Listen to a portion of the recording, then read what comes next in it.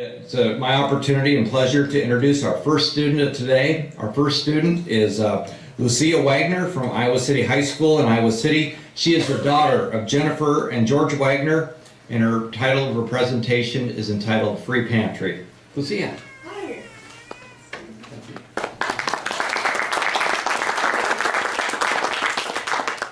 Is this thing on? Yes, it is on. Okay. Hi, my name is Lucia Wagner. The title of my project is actually The School That Feeds, which is a personal supply and food pantry for my fellow students at Iowa City High School. Just a heads up, it's titled The School That Feeds because our school's motto is the school that leads, and I've in the past made quite a few puns on this motto, as you will see in the next slide. There we go. I had a lot of inspiration for my project, one of which being Herbert Hoover's life priorities. During World War I, Herbert Hoover collected over $6 billion worth of supplies. He was the founder of the Commission for Relief in Belgium, in which he helped to distribute food fairly and insisted that the food program be voluntary, which I believe corresponds very heavily to my program, considering that it is a grassroots and a robust humanitarian effort. He was nicknamed the food regulator of the world and the great humanitarian, and during his life he helped feed over 15 million children. Another one of my inspirations was ELL tutoring. During my open periods, I tutored the ELL students. Those are the English language learner students. And I tutored them in English, math, and history. And I remember very clearly this last spring, I was sitting there working on a math problem, and a group of students went up to the advisor and they said, "Do you by any chance have something that we could eat? We're so hungry, and do you have any socks and deodorant?" And it's heartbreaking to see that these things that I know that I take for granted are things that they don't have on a daily basis. Another inspiration of mine was the University of Iowa Food Pantry. They recently started a student-run pantry in the last year that has been so far very successful. And a couple years ago, I was reading a National Geographic article called The New Face of Hunger, in which they specifically targeted Iowa to figure out why are youths in Iowa going hungry. And they figured out that it's not because they don't have enough food, it's that they don't have enough of the right food. They're not getting nutritious food. Also, this past spring, I was outraged to find out that women at the Iowa City Crisis Shelter were receiving more donations of makeup than feminine hygiene products. So I created a drive called The School That Bleeds, here we go, and we raised an incredible amount of tampons and pads and money to donate to the women's shelter. And again, this is incredible that things that I know I take for granted are things that people in my community are not getting on a daily basis. And excuse the technical issues, we can't pull up the left side of the screen. When I was researching this project, I came across a lot of heartbreaking and disturbing statistics about youth hunger in Iowa. The overarching factor is that children in Iowa are going hungry. And especially in this critical time of physical development and education, it is crucial that people my age and below are getting a balanced and consistent daily diet. So I had the idea for a food pantry. Where do I start? I ran for student body president under the main platform of a food pantry. I won by a very notable margin of 55%. Which is, as my advisor told me, one of the highest percentages of running for class president that he has ever seen. Please keep in mind that I've been at this school for 1 year. I came from a school of 200 and I transferred to a school of almost 2,000 and I won in 1 year, which I believe completely that I've attributed this to the food pantry incentive, that students really saw this as an issue and really saw this as something that they wanted to step up and help. My goal for the food pantry was to give every student the equal shot at education by not going hungry throughout the day. I didn't want to hurt anyone's pride, so I wanted to ensure that the pantry would be in a very discreet and confidential location. And I'm hoping that in the future, all volunteers at the food pantry will have to form confidentiality forms to make sure that all students feel completely safe and confident coming for us for help and food. We also wanted to alert the student body on making the right food decisions and how a daily diet can impact a daily lifestyle in terms of academics and athletics. Currently in Student Senate, I've formed a committee, and right now we are working on creating an infographic and posters to distribute to the student body so that students are making the right decisions nutritiously. We also wanted to make as low an impact to the student school day as possible, and that is why the pantry will only be open during the student before school, after school, and during the students' open hours, so that they're not getting distracted during their educational day during class. One club that I partnered with was Gardening Club. This is an advertisement that I made for the club. I joined the club earlier this spring when it was founded, and we've been planting and harvesting fresh squash, potatoes, and onions throughout the year. We have been working alongside the Best Buddies of City High, which is our special needs students. So it's a wide array of students all working towards a common goal. Here are more pictures of us working. That's me in the hat. That's me in another hat. Different hats, but yes. 2 weeks ago, we had our first food distribution, and it was a huge success. All the produce was distributed in only one day. Students were a bit timid to approach us at first, but I think that once a cluster of students started forming, a lot more students started coming, and we had a lot of people saying, thank you so much for doing this. We also included basic cooking instructions so that all students will be on the same level of playing field, so that if they don't have access to internet, and if they don't know how to cook, then we gave them that option. One idea that I wanted to do was a student survey to analyze specifically what needs are needed for my student body. I have had experience with creating a district-wide survey before. This past spring I worked alongside the school board to create a survey for school start times and sleep patterns. I've been working alongside a University of Iowa statistics professor, and she gave me a lot of wonderful tips in terms of what questions to ask, how to distribute the survey, and also how I can word the questions so that it is unbiased and that every student feels very comfortable answering the questions. Approximately 878 people responded to the survey, which is almost exactly 50% of our student population, so that was a wide array of people from different backgrounds. The next couple of slides, I will be showing you the responses to every question. Due to time constraints, I will not be able to stop at everyone and explain, but there are a couple key points I would like to mention. 20% of students answered that they are unable to access nutritious food after school and on the weekends.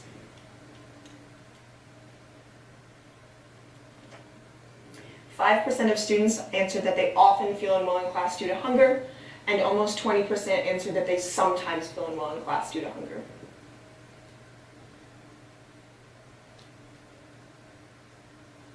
We gave one question, which was an optional question for students to answer, what other items would benefit you, and these answers that are on the board were the top responses by quite a bit. We got so many answers. One thing I would like to point out is the fresh vegetables. We've already done that with the gardening club. We distributed that. And then if City I had a food pantry, would you use it? 18% said yes, and 42% said maybe, which as you can see is a bigger portion than the people who said no. T-shirts. I'm wearing one right now, but I wanted to create t-shirts because I believe that they would be a great way to raise awareness and raise money for our project. I contacted a very good friend of mine who's a very talented artist, and she did this design. So then a small group of friends and I screen printed all 900 of them by ourselves in the art room. We made a $720 profit from this. We have been distributing them this past week, and we will continue to distribute them next week. I think one of the reasons that this project has been so successful is the immense collaboration between Iowa City agencies and City High clubs. A couple clubs that I would like to point out. Timp on Tuesday is a club that started this year at City High. It is based off of the drive that I started this past spring, and they collect feminine hygiene products for women in need. This past collection drive, they collected over 1,000 tampons, and a portion of that will be donated to the pantry. Architecture Club is a club that I'm also involved in, and we have been working towards finding the exact location. We have a classroom, it's discreet, students feel comfortable going in there, but we wanted a place that all students feel comfortable that they can go to. Table to Table is a huge name in Iowa City in terms of food distribution. They go around to restaurants and food stores after hours, and they collect items to distribute to pantries afterwards. Unfortunately, Table to Table is not allowed to directly donate to us because we are not an official nonprofit organization, but they have given us a lot of tips in how to handle the pantry and what contacts we can have in the Iowa City district for the big names in food pantry organization. You are going to hear a lot of amazing projects today, and I'm so honored that I got to be the first one to present to you. But what I think makes my project specifically relevant is it pertains so much to what Herbert Hoover did in his life. He was a huge advocate for children's rights and a huge advocate for food security, as I mentioned before. Also, Herbert Hoover did not do, he's a great man, he did not do this all by himself, but he was the biggest asset in terms of organization and leadership, which I believe that is the position I have taken on in terms of this food pantry. I have been the one who has connected all of these Iowa City agencies and all of these organizations to come together for one big goal. As for the Mariah Becker Scholarship, will my project last after I graduate? Absolutely, I have full faith in this. Youth hunger is not going away anytime soon. In terms of connections, I've built so many with the Iowa City community and with city high schools that I feel very confident that the next president next year, I have formed committees in my student senate that are working specifically on the food pantry, so I think that this can be very, very successful in years to come. I had an interview with my principal, John Bacon. Unfortunately, the sound is not working, but just to summarize what he said that I was the pushing point, I was the one who got everybody involved, and I was the one who started raising awareness about these issues. He said that it's been very successful. He's very excited to see how this is going, considering that our first food distribution was 2 weeks ago. And he's excited to see how that transforms in the future. For my last slide, thank you guys so much for letting me participate in this program. The Uncommon Student Award has given me such a leg up in college interviews, mentioning it. Obviously, the food pantry was a huge role when I ran for student body president. And in the last month, I interviewed for the Hillsbank Youth Salute, and out of 300 contestants, I ended up being the #1 female winner. I mentioned Herbert Hoover as my inspiration for his humanitarian efforts, and I stated that I believe that hunger is the biggest issue facing our youth today. So actually, I'm so sorry, I would love to see all my fellow Uncommon students' presentations, but directly after this, I'm going to St. Louis to participate on the town meeting on tomorrow. But thank you guys so much. Do you have any questions? Yes. I do.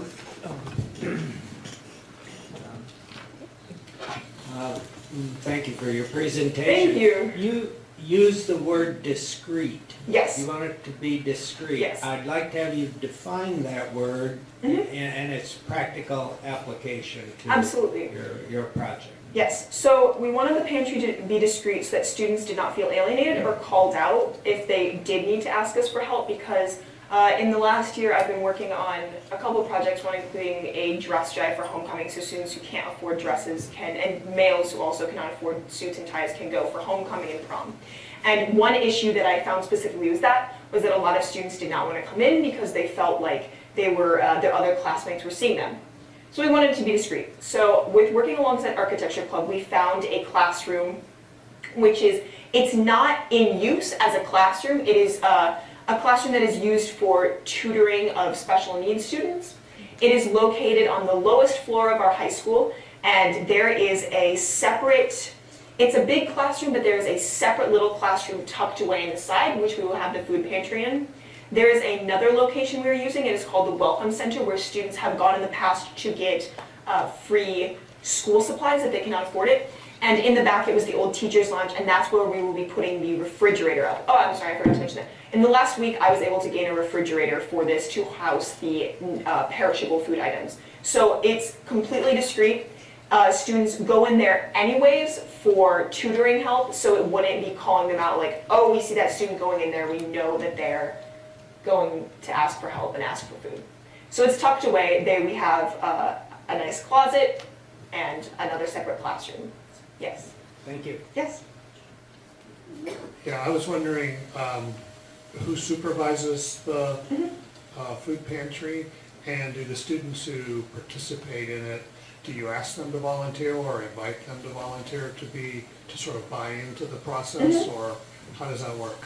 Great question. So currently for Student Senate, we have 3 advisors that have all been excellent, completely have given their heart and soul into the project, and they have been in charge of, I think, coordinating with the school board in terms of funding.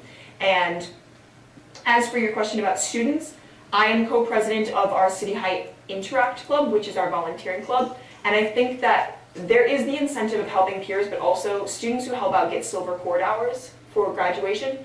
So I would say mainly I've had students approach me and ask to help. It hasn't really been me asking students to help, if that makes sense. Does that answer your question?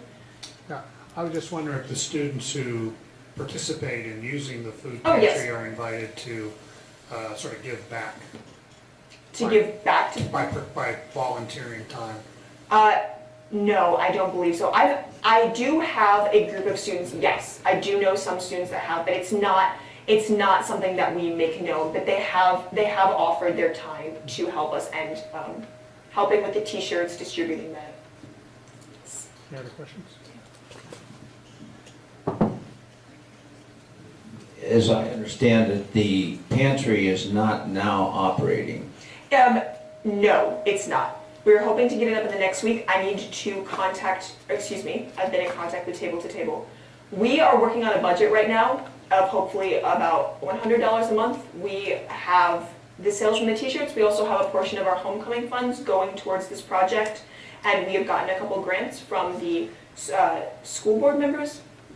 So we did have the gardening club produce go up, and there are tampons for the supplies. But as for food, no, we're planning on running to Costco for the first time next week to get started.